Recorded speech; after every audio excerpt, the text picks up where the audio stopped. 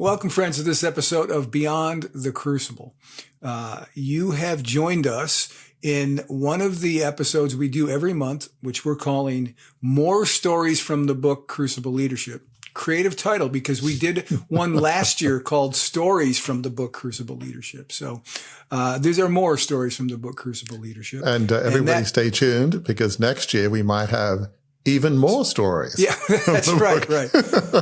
Still more stories. Yeah, maybe we'll run out, but we'll see. Stay tuned. But wait, there's more. Yeah, exactly. So, for those of you who may not remember, I'm sure everybody does remember, the book Crucible Leadership was Warwick's 2022 bestseller, Wall Street Journal bestseller. And it's an important book to the brand of Beyond the Crucible, because without Crucible Leadership, the book, there would be no Beyond the Crucible. I think that's a fair statement for us to make. And so each month, what we're doing, except for our summer months where we take a few months to do a summer film series, but each month we are taking a story from the book, and we're spotlighting one key learning that helped the subject of the story overcome a crucible, and you can do the same thing when you apply the principles that we discuss here.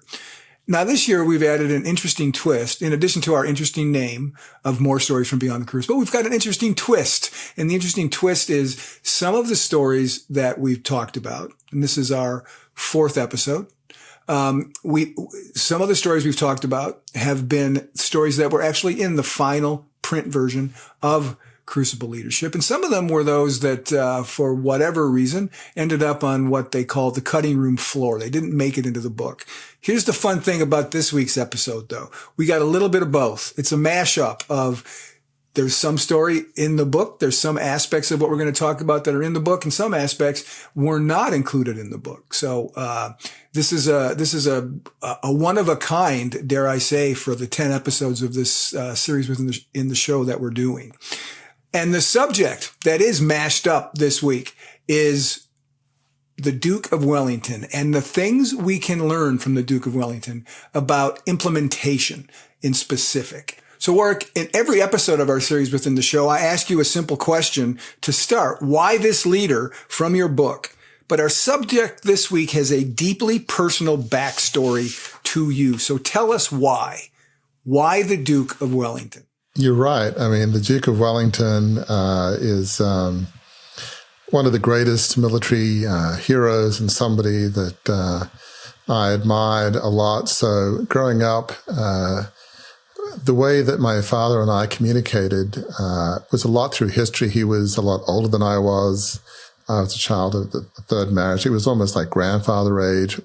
And he was, sort of a quieter person in some ways, but as he told me stories about great figures in history, there was just something about it that I just loved those stories. I loved hearing about great leaders, just fighting against the odds. And two of the greatest heroes in British history, which was my father was especially fond of British history, his family having originally been from England, coming out to Australia in the 1830s to found what was to be a very large media business. So two of the great British heroes was Admiral Horatio Nelson, who was famous for the Battle of Trafalgar in 1805, and we've already covered him in an earlier podcast, as well as the Duke of Wellington, who was famous for the Battle of Waterloo in 1815. And interestingly, these two figures really have been popular in my family for generations. So back to my great-great-grandfather, John Fairfax, who founded the family media business in the late 1830s, they would play these parlor games sometimes at parties back then. And they would just say, well, who is, your greatest hero? I don't know, maybe people don't do that these days, but they did back then, Heroes was a thing. It was okay to admire people. So anyway, for John Fairfax, his greatest hero was Nelson, and Sarah's greatest hero was Wellington. And Sarah was your great-great-grandmother, who I've confessed in an earlier episode of the podcast I have a bit of a crush on historically because of her character and what I know about her. Amen. Amen. So we're going to be talking about Sarah Fairfax's pick, Wellington, today. So in both cases of Nelson and Wellington, they fought during the Napoleonic Wars of late 1700s, early 1800s, and they were both up against huge challenges. In the case of Wellington, at the Battle of Waterloo, he was up against Napoleon, one of the greatest military strategists in history. Wellington was trying to defeat Napoleon and ensure freedom for Europe from Napoleon. So imagine you're up against somebody like Patton or Rommel, Montgomery from World War II, Grant or Robert E. Lee in the Civil War. I mean, Napoleon was considered one of the greatest military strategists of all time. He was just playing for the other team. He was a dictator. Not only was he a general, he was a dictator that controlled most of Europe at one point and wanted to control it again. So the stakes could not have been higher. Wellington was up against one of the greatest military strategists in history. And what were the stakes of this battle? The freedom of Europe. So This was not a small crucible or a small challenge. But Wellington knew, and we'll get into this, he was somebody of pretty sober mind. He knew that if he lost, it would probably finish his reputation. He was not somebody that was naive at all. And the night before the Battle of Waterloo, Wellington says to a young aide, "If I fail tomorrow, I hope God will have mercy on me, because nobody else will." He would have been known as the man who lost the critical battle against Napoleon. Not a good way to go down in history, No. Europe could have been free if only Wellington had done his job. Right. Yeah. I mean, okay. That's not exactly Benedict Arnold, but it would fall in some of the same categories, I think. And history won't be saying, yep, he was up against, the Tom Brady of the military. You just tend to look at it that way. He lost, is all that history would say. So let's talk a bit about Wellington. He is considered, along with the Duke of Marlborough, who's the great British general of the early 1700s, to be one of Britain's greatest generals. Arthur Wellesley, as he was known, before he became the Duke of Wellington, he was born in 1769 in Ireland, but to Anglo-Irish parents. In other words, these were, English people had come over to Ireland and occupied part of Ireland. I mean, not to, put too fine a point on it. That was the ruling class of the day in Ireland. And when he was young, Wellington showed very little interest in the military. He preferred socializing, playing the violin. But as sometimes happens in history, a crucible happened that was to change his life forever. So the French executed King Louis XVI in 1793, and the whole French Revolution happened, which was, despite whatever intentions people had, was pretty barbaric, especially in those early years with executions of anybody with an aristocratic background, and they called the Reign of Terror in the 1790s. It was a fearsome time to be in France. And so at that point, Wellington burned his violin in his fireplace, actually, and became a lieutenant colonel in the army. So just to give you an idea of how good Wellington was, it has been said of Wellington that in almost the 50 battles that he fought, that he never lost a battle. 50 battles, no losses, that's a pretty good average. Wellington saw service in India in the late 1790s and in the early 1800s. Wellington rose to prominence in the so-called Peninsular War. That's basically named after the Iberian Peninsula, which is Spain and Portugal, that went from 1808 to 1814. So here he was up against some of the best generals in the French army, and he won. Yeah. So that is saying quite something. And if he was 50-0, I just looked it up on my phone. The best boxing record, professional boxing record in history is Floyd Mayweather, who, believe it or not, is 50-0. So, there you go. So That's how good Wellington was, right? He was as good as Floyd Money Mayweather. So that's good. And all the challenges he faced, they weren't like just no names. These were some of the best in the French army. So this was tough. All right. So Warwick, you used Wellington as an illustration of implementation in your book, as an example of someone who could make a vision become reality. Why is that? Why was that I know you know him well. I know you heard stories about him when you were in single digits. Why this specific aspect of his implementation of his war supremacy? Why did you pick implementation? It's interesting, just to kind of give an overview of what the chapter is about in the book on implementation. I talk about the keys of making a vision a reality. So in the world of Beyond the Crucible, we talk about your worst, it doesn't define you. You may feel like you're in the pit of despair. How do you overcome your crucible? Perhaps out of that pit of despair comes a vision. You want to help people avoid the crucible you've gone through, or maybe recover quicker than you did. And so we talk about having a compelling vision and then having, and then making that vision become reality. One of the things we say is vision is good, reality is better. It's great to have a vision, but you want to make it happen. You can't help anybody if a vision just stays in your head on a piece of paper. And so in this chapter, we talk about some of the key attributes of implementation.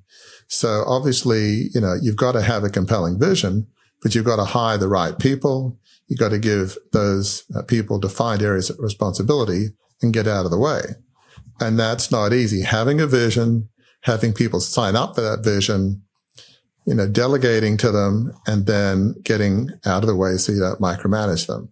That is really the keys to implementation. And obviously, as we'll see with Wellington, it's absolutely critical that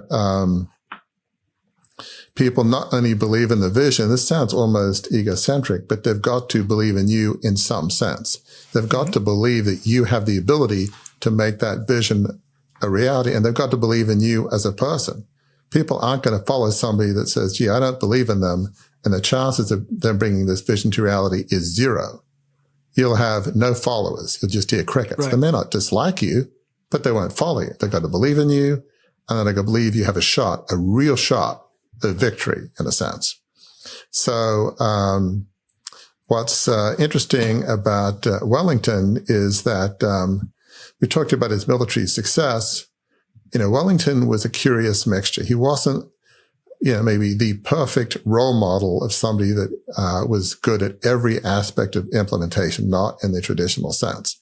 And one of the things we'll find is very few leaders cover every base because they're human. Wellington was a control freak, and he didn't share all of his thinking behind a strategy. At the Battle of Waterloo, there's a time in which Wellington's second in command, Uxbridge, I guess it's the Earl of Uxbridge, but when you have titles, they don't really talk about Earl or Duke. They just say Uxbridge, Wellington. Just give the name, yeah. Now obviously if you're lower down the totem pole, you probably got to say the Earl of Uxbridge or the Duke of Wellington. Right. But if you're a fellow noble, you just say, hey, Uxbridge, yeah, Wellington. So that's kind of a little bit of behind the scenes of aristocratic, talk between them. So anyway, here we have Uxbridge's second in command. He comes to Wellington, he's just relaxing a bit before battle, and is saying, Wellington, I'm your second in command. If anything happens to you, kind of what's the plan of battle? And so Wellington picks up his head and looks at Uxbridge and said, to beat the French. That's his plan. In other words, I know what I'm doing.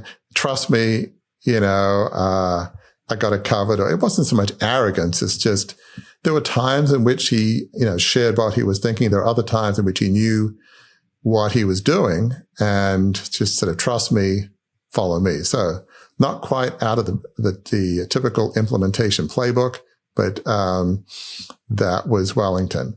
But that being said, he also had compassion. And as we'll see, he genuinely seemed to hate war and derived little pleasure from victory.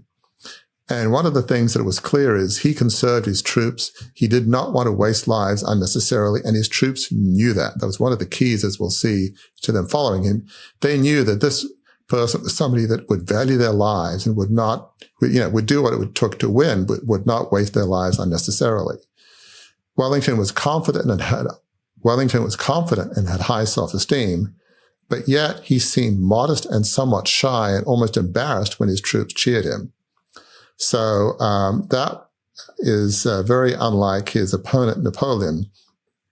He might have been loved by his troops, but he was very arrogant and was not at all modest, which in some ways was his undoing. So again, arrogance is not helpful. So Wellington admitted mistakes and he learned from failure.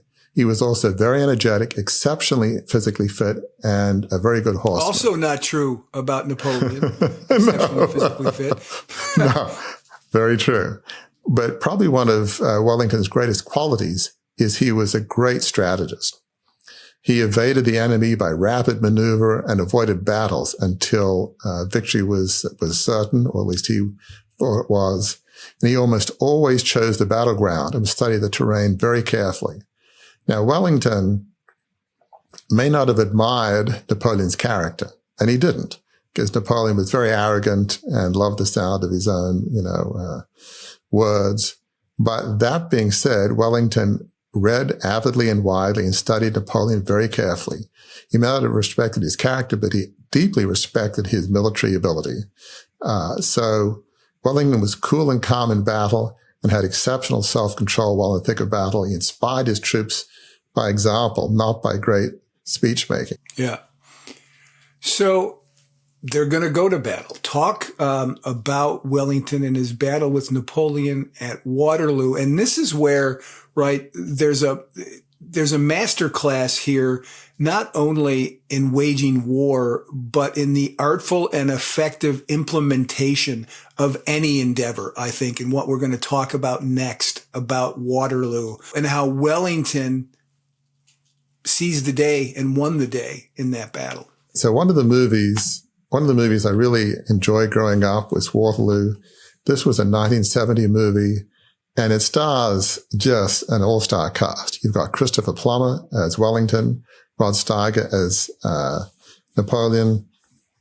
It even has Orson Welles as King Louis XVIII. But what's interesting is while he receives pretty top billing, Orson Welles is probably in the movie for like 5 or 7 minutes max. Right. Not much. He's this very overweight, elderly gentleman. It was caricatured that way, but yeah, he certainly receives some top billing, but it wasn't in the movie a whole lot. But so that movie was an amazing movie to me. I really enjoyed it. Now, truth be told, the critics didn't necessarily love this movie. They thought, it was okay. But, a lot of battle scenes but I think it does, fairly accurately portray the battle. And what's also interesting, and I only found this out recently, is this movie was actually shot in Ukraine. It's meant to be in Belgium. Waterloo is a town in Belgium. And with all the tragedy happening at the moment in Ukraine, it's sad and ironic that that's where it was shot. And also, interestingly enough, the director was a Russian, Sergei Bondarchuk, and it was financed actually by some Russian film company. Again, because at the time, Ukraine was part of the Soviet Union. Right. And the movie was shot with 17,000 extras who were members of the Soviet Army. So there was no CGI back then. So when you see these panoramic views of the hillsides and the battlefield with thousands and thousands of soldiers, that's real people. In fact, they even had the Soviet cavalry. Who knew that the Soviet Army still had cavalry back in 1970? But they did, I guess. So, and apparently, you said you did not know. You said you did not know it was shot in Ukraine. I bet you didn't know this either, right? You said there was no CGI in 1970, and you were right. Yeah. But the first CGI came just 3 years later in the movie Westworld. There was a shot through the eye of the cyborg played by Yul Brynner. And that was done with CGI. So this movie was 3 years too early to use any sort of CGI anything. So you're correct there. But there's a little trivia yet that you probably didn't know. That's amazing. So, and this also was the largest body of costume extras in any film. So this was quite something. So it made the battle scenes look very realistic. So in the opening scenes of this movie, we've got Napoleon and his in a palace in Paris in 1814, the Allied armies are surrounding Paris. And this was just before Napoleon was exiled to the island of Elba, which is somewhere in the Mediterranean. And so one of Napoleon's commanders mentions the name Wellington. Now, remember I mentioned earlier in the Iberian campaign in Portugal and Spain, these same commanders had been beaten by Wellington. They couldn't beat the guy. And this is an army that was not used to losing like ever anywhere. So this is quite something. And so one of Napoleon's commanders mentions Wellington, and Napoleon responds, Wellington. Why is it always Wellington? Wellington, Wellington, Wellington, Wellington. Why are you all so afraid of Wellington? It is because he beat you in Spain? Is that why? So it's almost like condescending. It's like, I'm the great Napoleon and you are not, and you are less than. And so he beat you. It just means like, it means nothing. It's almost like it's a game of chess.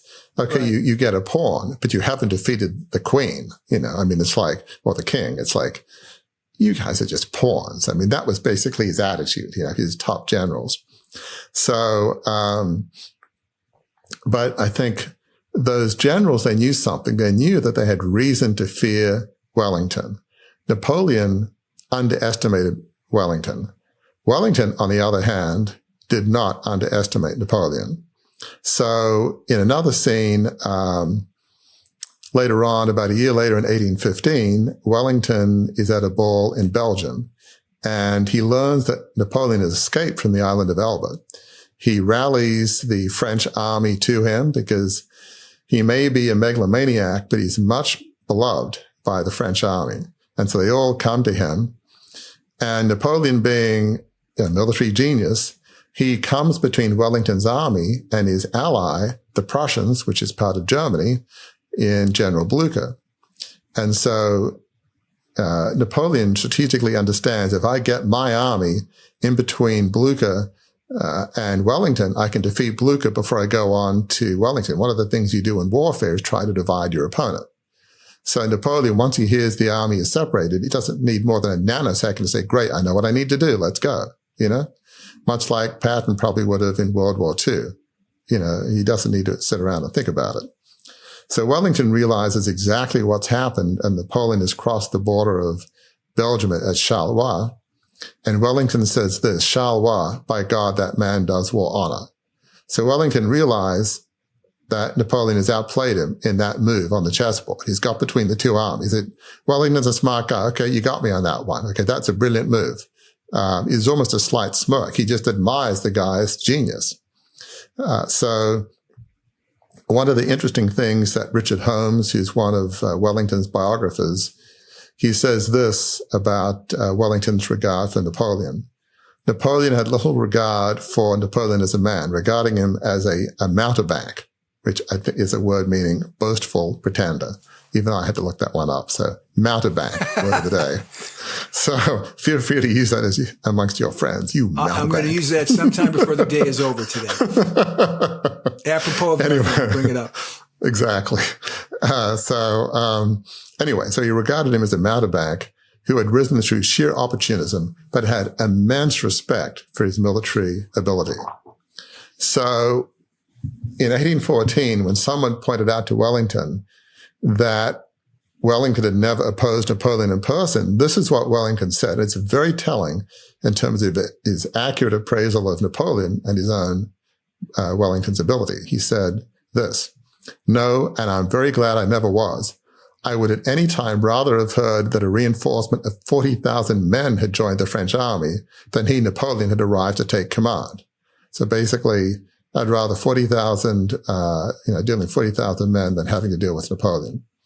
So he studied Napoleon's masterly 1814 campaign, and he believed himself to be up against this master opportunist who he had to treat very seriously. You just described both Wellington's respect for the abilities of Napoleon, and also his being outmaneuvered by Napoleon at the start of the conflict between the two of them. There's a lesson in there, I think, for people right? Because we're talking about this to help arm people with how to implement plans. And this is a great example. What Wellington does here is he gets outfoxed, and he knows just how foxy how intelligent his opponent is, yet he doesn't despair or doesn't give up. That's an important part of implementation, isn't it? Because we're going to lose sometimes. We're going to get knocked down sometimes.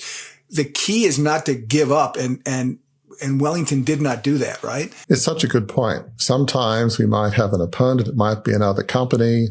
Maybe it's the economy, or maybe we have a marketing strategy, or a strategy around nonprofit. It doesn't work out. Rather than feeling down, it's like, okay, I made a mistake, or I didn't see that one. My, competition, pulled a good move. Didn't see it. Okay. Good for them. Rather than being down, say, okay, they won that battle, or they won that round, or, okay, the economy's down at the moment. Okay, that's not helpful. Maybe I lost one of my key team members. They've gone to the competition because they were offered more money. Well, how could they do that? I needed that person. He or she was like my right-hand person. It's like, how could they do that? You could get angry and depressed, or it's like, okay, that wasn't good. But they were offered more money, and I guess that's the way life is, Right. So, okay, what's my next move? Rather than, oh my gosh, I was an idiot. I should have seen that. The world's ending. There was almost this subtle smirk or grin on Wellington's face in the movie. It's like, that was a great move. He admired the guy and said, okay, great. Now what do I do? Yeah. So it was always, there was not even a nanosecond of grief or even reflection. It was like, okay, what do we do now? We are where we are. What do we do now? Lessons to live by. When something like that happens, yes, understand what happened and why, but then what do we do now? Yeah. You can't change it. Correct. So excellent point. And he is, as you're about to explain, much different than his opponent Napoleon when it comes to the personal character and the personal implementation of plans, right? So, as I've mentioned, Napoleon definitely underestimates Wellington. There's a few interesting scenes in the movie that shows that. So here he is, Wellington's organizing himself on the battlefield, and Napoleon is sort of basically looking at Wellington's attempt to, array his army, which is kind of what you did back then. And he sort of smirks a bit, and he says to one of his commanders, Napoleon does, never interrupt your enemy when he is making a mistake. That's bad manners, eh? He says, chuckling. He's sort of laughing at this buffoon of Wellington. He's just really looking down on him. And then Napoleon continues and says, obviously, he, Wellington, is no student of Caesar. He has positioned himself badly. He's got the trees at his back. We'll give him no provocation. Again, he just underestimates him. Ironically, what he doesn't realize is a year before, Wellington had picked out the ground around the village of Waterloo precisely because he thought it was a great strategic place to have a battle. So he picked out, which is what you want to do in a battle. You want to make sure that the battlefield and the terrain favors you. So he knew exactly all the terrain. He knew that there were woods at the back that seemed like they were thick, but they were not as thick as they looked. So as we'll see later, cavalry or other forces could come through those woods better than you thought. So Wellington knew all of this. Napoleon, as great a man as he was, he did not. He did not know the terrain, whereas Wellington did. So during the battle, Napoleon begins to have greater respect for Wellington. And he says, Napoleon, his main strength is beyond that hill. What Wellington, shows me is only a facade. He is clever. Later on, Napoleon says, Wellington, hasn't moved. He has nailed himself to his ridge. this Englishman has two qualities that I admire, caution and above all courage. Now, you got to imagine Napoleon saying of another commander that he admires them. They have caution, as in strategic caution and courage. Those are not words that Napoleon likes to issue to anybody. Again, this guy's an egomaniac. So Except this was himself. Except himself. Right. So for Napoleon to utter it, that means he's grudgingly, very grudgingly seeing that this is a guy that maybe is underestimating. So one of the scenes that shows Wellington's incredible leadership ability and his courage and his come under fire is when the French cavalry attack Wellington's infantry. Now, the British are highly trained army, and they form themselves into squares. And so when the cavalry's coming with their swords, that by being in a square, the infantry with their, muskets as then was, bayonets, as, obviously like little daggers on the end of the musket, they're able to fire as well as protect themselves against the cavalry that are riding around them. But it requires great discipline and nerve when, the French cavalry are thundering all around them and you feel like they're going to just swarm all over us, cut us to pieces. So you've got to just hold, stay in formation. And so Wellington knew that the British infantry could hold if they kept their nerve. And so he would ride from square to square, again, the infantry in squares, to encourage his troops. In the thick of battle, Wellington showed his troops that he was with them. I mean, there was obviously, he was at risk. He's riding on his horse between these squares of infantry with the French cavalry riding all around. So this kind of bravery encouraged great loyalty from his troops. They realized that this is a man who wouldn't waste their lives unnecessarily. They knew that he knew how to win.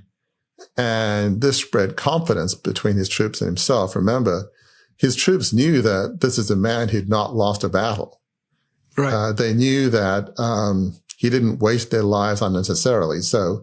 And they knew he was incredibly brave. So if they saw Wellington as calm, they would say, this guy knows what he's doing. We believe in him. We trust him. And he's a track record to show this is a guy that when the heat is on, he knows what to do. There's a great scene in the movie which really shows how beloved Wellington is by his troops. So before battle begins, Wellington rides in front of them, and his troops cheer affectionately for him. They shout, "Our Atty." Now, basically what that means is Atty is a nickname for his first name, Arthur. So, here is the Duke of Wellington. He's an aristocrat. And they're calling him by his nickname, and his, I think, smiling and appreciating it. But our Atty, that means he's like, in one sense, they admire him and they know he's way above them in the social totem pole, but yet they feel like he's one of them. He's somebody that they admire and they just love. And so they call him by his nickname. And obviously, Wellington doesn't say, "Oh, don't you dare call me Atty, call me the Duke of Wellington." Right. He kind of likes it. They know it's all meant in love and good humor. So, that's just and what that makes me amazing. Think of, Warwick, that makes me think of the story that you tell about the employees of John Fairfax Limited when your great-great-grandfather died, and they said, "We've lost a kind and valued friend," right? That's a similar kind of situation, that your great-great-grandfather had shown his character in his implementation to his team, so that when he passed away, the same sort of praise of him, not up here, but just the heart of him was there, right? Yeah, it's so true. As you say, when John Fairfax died in the 1870s, it's just amazing that his employees would say, "We've lost a kind and valued friend." There were no worker rights laws, but, this is somebody that worked alongside them for, to the late hours. That's what life was like in newspapers in the 1800s. And it was a tough business. There was no, fancy machinery. You had to set, and obviously you, being in newspapers for many years, we appreciate all this. You had to set type by hand in these sort of square boxes, and then put them in some printer, and then by hand roll it out. I think later on There was, I think, he purchased a steam-driven press that made it a bit quicker than it was in the early days, but still, it was a tough business. So, yeah, I mean, Wellington was deeply respected by his troops. So throughout much of the day, the battle could have gone either way. There's no question that Wellington was worried because both Wellington and Napoleon realized the outcome of the battle all depended on the Prussians and General Blucher. Remember earlier that Napoleon had divided the Prussians from the British. And what had happened earlier in the day, and this is always Napoleon's plan, he had defeated Blucher and his army. Right. So it's like, hey, I've defeated Blucher. Now I'm going to defeat Wellington. I mean, rather than face the combined force, the smart move, the good strategic move is to split them up and conquer them one at a time. And so what Napoleon was hoping is that Blucher wouldn't join the battle before it was won. Wellington, on the other hand, was hoping that Blucher and the Prussians would come to the rescue before the day was out. So really, as the day is wearing on, Wellington is realizing if Blucher and the Prussians don't come soon, we might lose. This is going to be a close thing because, they're, in a sense, evenly matched. You've got brilliant generals. The French army, they've been battle tested. They are crack troops. So he's not facing a ragtag group of troops. They are the best of the best who believe in their commander every bit as much as the British troops believe in Wellington. So in that sense, it was not easy. But then sometime after between 6 and 8, through those woods at the back that Napoleon didn't think people could come through, there come Blucher and the Prussians. And in the movie, you see the Prussian cavalry charge. They'd been defeated before. They were looking for payback. And here Napoleon sees the Prussian cavalry charge. And then with the Prussian cavalry charging, the British get a renewed sense of life and they charge with their infantry and what they have, and the battle is won. So it was a close run thing that could have gone either way. At the end of the battle, one of the things that shows Wellington's compassion is a statement that's in the history books and in the movie. Wellington looks out in the late hours because this battle was fought in June 1815, so it's northern hemisphere. It stays light, till quite late. So it's beginning to be twilight as he's looking out at the carnage that he sees on the battlefield of both British and French troops. And, thousands and thousands of dead. It was enormous numbers. As he looks on the scene of carnage, he says this: next to a battle lost, the saddest thing is a battle won. And then Wellington also says at around about the same time, I hope to God I fought my last battle. He did not relish war. He did not relish battle. He grieved for his fallen troops. But he did what was necessary. Napoleon could not become the dictator of Europe. He'd been put away in Elba. He escapes. He regroups the French troops. He had to be defeated. And, Europe needs to be freed from the specter of the tyranny of Napoleon. And so Wellington was somebody that did not like war. But in this case, it was necessary. Napoleon had to be defeated. Europe had to be free from the specter of bondage by Napoleon. So, as we always do at the end of these episodes, or as we get to the end of these episodes, we move from, the historical things that may not have anything to do with the lives of what we're dealing with. There's not a whole lot of people who are listening to this right now who are probably, leading vast armies. But this is where we then take it to the people who are listening and are watching us right now.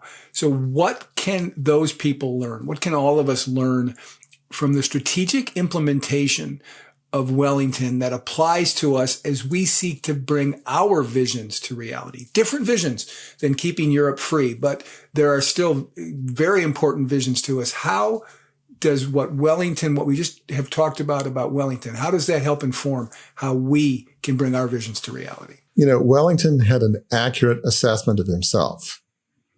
As we said earlier, when somebody pointed out that Wellington was never opposed to Napoleon in person in battle? He replied, "No, and I'm very glad I never was. I would at any time rather have heard that a reinforcement of 40,000 men had joined the French army than he, Napoleon, had arrived to take command. In life, it's important to have an accurate assessment of yourself." Right. Wellington knew he was up against a master strategist, one of the greatest military tacticians that has ever lived, and that even at his best, beating Napoleon would be tough. I mean, I'm sure Wellington thought he did everything he possibly could to win at Waterloo, and yet he almost lost. I mean, he knew even before the battle started that if Blucher didn't come through when his Prussians, before the day was out, that he was going to be in trouble. He knew it was going to be tough. He's up against Napoleon and the might of the French army against crack troops. Now, the British troops, they were also crack troops, very well led, well commanded, but Wellington knew it was going to be really tough. So Wellington also inspired fierce loyalty in his troops because they knew that he wouldn't, waste their lives unnecessarily. They knew his strategic genius and his winning record. And they also knew he had humility about him, and they admired his character. So when we come back from our worst day to lead lives of significance, a life on purpose dedicated to serving others, making our visions reality, it will not be easy. So we have to have a sober assessment of our own abilities and challenges. What are the things we're great at and what are the things we're not great at? Being an egomaniac like Napoleon is not helpful. Now, you don't have to be Napoleon to be an egomaniac. Hey, I got this. I don't need a team. I'm brilliant. I'm a genius. I'm good at everything. I don't have any weaknesses.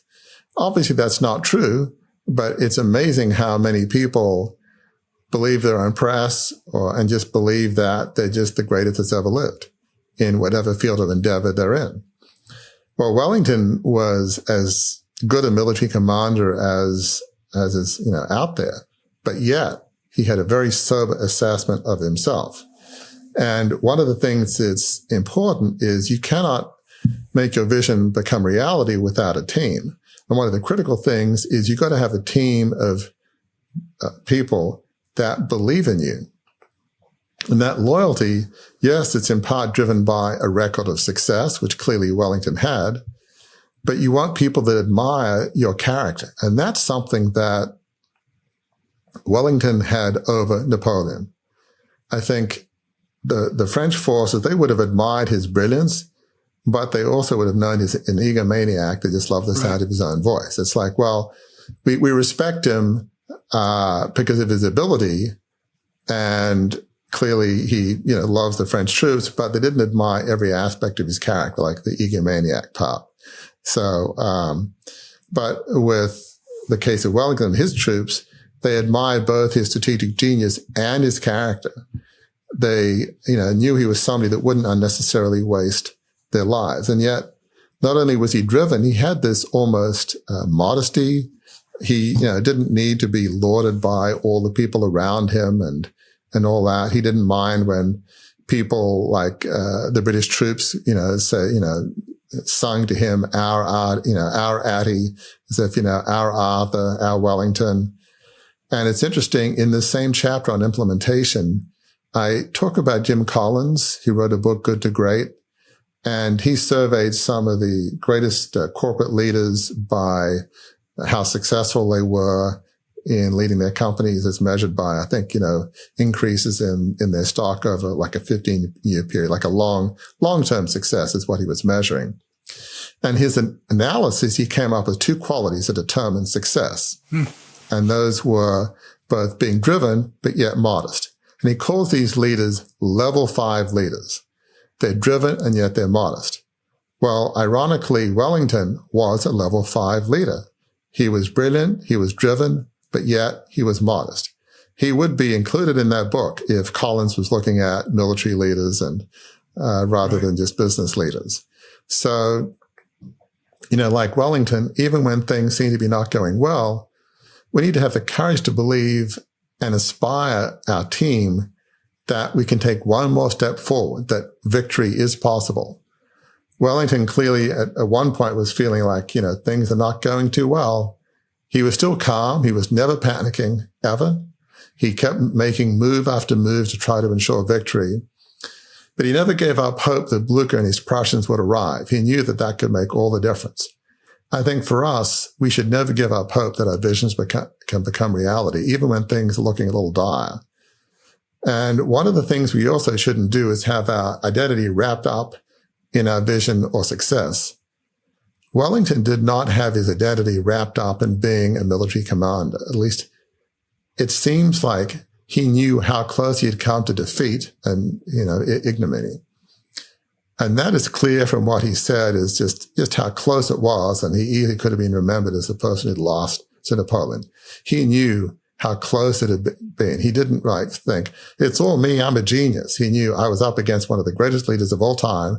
And if it hadn't been for Blucher and the Prussians, despite all of my acumen and despite how great a troops I have, I still could have lost because I was up against troops that also were very good against the genius of Napoleon. So he had a very sober way of looking at his own ability and the situation. And so I think we can learn a lot from Wellington in that sense of, don't believe more highly than you are, even if you are brilliant in certain areas. Yeah. All of us have good qualities. There are areas where other people might say, in this particular area, in your particular industry, your particular nonprofit, in some sense, you are a genius. Maybe that's what the press say, and maybe they're right. But you don't want to believe all that. Maybe you're good at some areas, but you need a team that have qualities that you don't have, and have a sober way of looking at the competition and the challenges ahead of you. So we can learn in that sense a fair bit from Wellington. And I think we can also, just to put the bow on the package here, we can also learn a lot from Napoleon in the term of, in the sense of not letting our successes guide our vision, be all end all. I mean, that is the story of Napoleon's life. His successes, his position was something he grasped at and wouldn't let go of, and that caused his downfall, right? It's very true. There was a time in which France was in a mess. It was just tyranny with one person after the other, with the reign of terror overthrowing the next person and just killing aristocrats or anybody they didn't like at the guillotine, which was this fearsome blade that came down. And people have seen it, sadly, in movies that, chopped your head off. It was a fearsome time. And so Napoleon was very successful. He came from, nothing, and worked his way up in the military. But then he wasn't just satisfied with being a military commander, like, general of the armies, like Eisenhower was in World War II. He eventually became a ruler, and then he nominated himself to be emperor. I mean, king is one thing. Emperor sounds almost bigger than a king in some sense. Like, I'm not going to be a king. I'm going to be an emperor, like the Roman emperors of Julius Caesar or Augustus Caesar. I think he, even when he was crowned, had like a laurel put on his head. Right. He really was full of himself, almost like, a Greek god or something. So he was brilliant. And yes, his army respected him, but he let success get to him, and he thought of himself as an emperor, as somebody that was fit to rule all of Europe just because it was his right to be in charge of all of Europe, not just France. He loved the battle. For him, he relished the battlefield. So, let's on to the next battle because, let's go. More territory, more victories, and more glory for me to go down in the history books. One more great battle that, the historians will write about me. So yes, his attitude to battle, and his ego was very different than Wellington. Yeah. The shorthand headline for this episode is "Be a Wellington, not a Napoleon." Maybe maybe we'll even entitle that this episode when we put it out like that. Yeah, you want to be a Wellington, not Napoleon. So after Napoleon was defeated in 1815, finally, for the last time, the Allies were smart. Let's not put him on an island in the Mediterranean. Let's put him on an island in the South Atlantic, nowhere near anywhere. This is back in the 1800s, can't fly out of there. It's the island of Helena where he ended up dying. So it's like, okay, we've learned our lesson. There's no way he's going to escape from this island. So, you don't want to end up lonely in defeat in a small island in the South Atlantic. I mean, that's, in fact, Wellington would go on in later years to be prime minister. So Right. they had, you'd want Wellington's legacy, not Napoleon's. For sure. And that could be, that is a good segue to the final question I always ask you. And that is this: what's the big takeaway from this story about the Duke of Wellington's life and leadership that we discussed today that can help our listeners and viewers make their vision a reality? What's the big takeaway you have for folks who've heard and watched this? Wellington, at the Battle of Waterloo, he faced enormous challenges. He was trying to prevent Napoleon from once more being the master of much of Europe. He was trying to end the reign of Napoleon, who'd ruled France and a lot of Europe for years. But he was also up against one of the greatest military strategists in history. So how did Wellington succeed against, one of the biggest or bigger crucibles in the history of the world, against one of the greatest military strategists? That's a crucible of almost Mount Everest proportions to have to overcome, in which, victory was anything but assured. And part of how he did that is Wellington was both driven, but yet humble. He was a master strategist who in no way underestimated his competition. He inspired great loyalty in his troops through his bravery, modesty, strategic genius, and his record of success. And his troops knew he would not throw away their lives unnecessarily. That really captures a lot of what we can learn from Wellington. We should have a calm understanding of our own abilities and the challenges that we face. We shouldn't think that we're the greatest of all time. Rarely will that be the case. Even if that's true, and at least in sports, you can document that. Whether it's, or Tom Brady or, there's a bunch of people statistically in tennis. You can look at Novak Djokovic or Rafa Nadal or Roger Federer. They're certainly up there. Even if you're in the mix to be the greatest of all time, you should not think of yourself that way. You should have a calm understanding, a sober understanding of your abilities. You should not overestimate your own abilities, nor should you underestimate the challenges and abilities of the people we face. It could be the economy. It could be a competitor.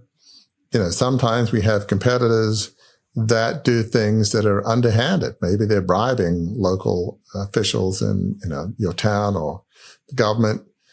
Maybe they're just being unscrupulous. Maybe they're not breaking the law. If they are breaking the law, they're smart enough not to get caught. That is real life. You won't always be playing by the Marquis of Queensberry rules, as they say in boxing, Sometimes the economy tanks and it's like, well, where did this come from? Maybe there's some international crisis that, changes everything. Things can happen in a nanosecond that you feel like, well, what happened? So you need to have a sober understanding of your own abilities. You need to believe in your vision, and you need to bring people around you that believe in you and your vision. And they have to believe that you have the character to be somebody they can trust, but the ability and the natural genius to make that vision become reality. So you've got to be somebody people admire, but they also respect, to have the ability. This is somebody I want to work alongside because victory is possible. Maybe they might think victory is probable. So those are some of the qualities that we can learn from Wellington. I mean, hopefully a few of us will be up against somebody like Napoleon, somebody of, not much character, but, military genius. But we might be up against Napoleonic challenges in our life in which we feel like, the ability for us to succeed against these challenges, we might feel like if we're nothing short of Wellington, failure is probable. It might feel that way. So learning from Wellington, having that calmness when things go wrong. So, okay, today wasn't a good day. What can I learn from this day? What's the next step? You want to inspire. If your team feels like, okay, we should give up, the sky's falling. Even if you're thinking that level of transparency is probably not good, you might say, yep, I know things look bad. I'm a little nervous myself, but I've got a plan. We'll figure it out. Let's talk about it. Let's go. You've got to be calm under fire, even when you're maybe not feeling calm. You got to inspire your troops with loyalty, and you've got to have modesty. They've got to respect your character. It can't be all about ego. You can't have all your identity wrapped up in what you're doing. And it certainly felt like to me, reading about him and watching the movie, that Wellington didn't have his whole sense of self wrapped up in what he did. He really was going to be happy when war was over and he didn't have to fight a battle, because the consequences, the carnage, he did not want to do that. It wasn't all about him. It was doing what was necessary to preserve his troops and to free Europe from the tyranny of Napoleon. Friends, I have been in the communications business long enough, as I say at the end of every episode, to know when the final word's been spoken on a subject, and Warwick just spoke it. And that will wrap up our 4th series within the show episode on more stories from the book Crucible Leadership. We'll turn the page next month to another story to help you turn the page and move beyond your crucible to a life of significance. We'll see you then.